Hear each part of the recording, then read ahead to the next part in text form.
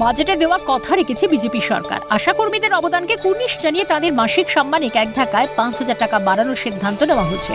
6,250 টাকা থেকে বেড়ে 11,250 টাকা হওয়ায় ফিরেছে স্বস্তি। স্বস্তিতে শাখা কর্মী মালদার ভানুরানী স্বামীর দুরারোগ্য ব্যাধিতে আক্রান্ত। এবার সংসারে ফিরল হাসি।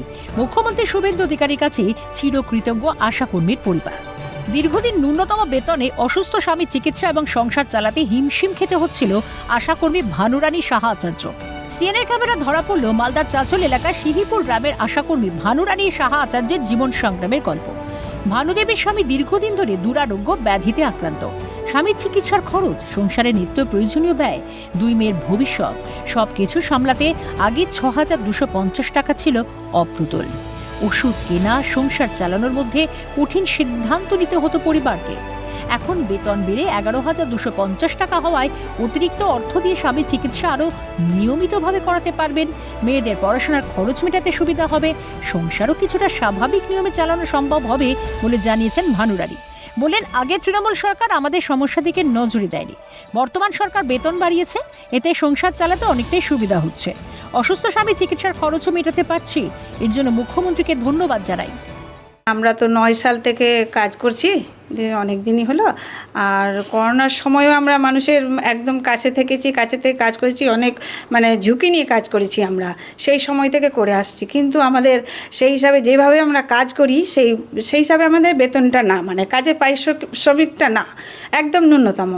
আর এই নিয়ে আমরা অনেক আন্দোলন করেছি, অনেক কিছু করেছি, কিন্তু আগের সরকার আমাদের কথা কিছুই শোনেনি, কিছুই ভাবেনি।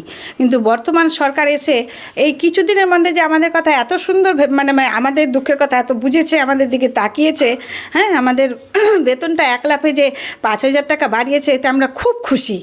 আমাদের যে সামান্য বেতন ছিল তাতে আমাদের সংসার চলতো না।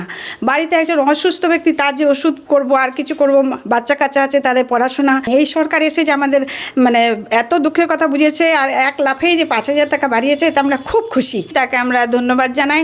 তিনি এই সরকার আসার আগে বলেছিলেন, আমাদের কথা দিয়েছিলেন, প্রতিশ্রুতি দিয়েছিলেন যে আমি যদি আসি আমি তোমাদের কথা ভাববো, আশাদের কথা, সবার কথা ভাববো। তিনি কথা রেখেছেন।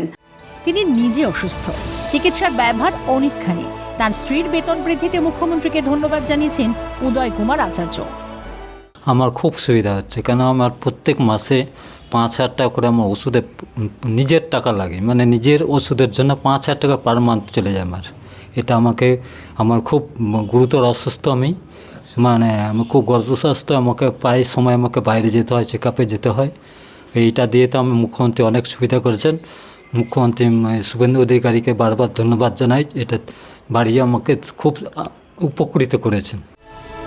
নতুন সরকার ক্ষমতা আসার পর আশাকর্মীদের দীর্ঘদিনের দাবি পূরণ হয়েছে।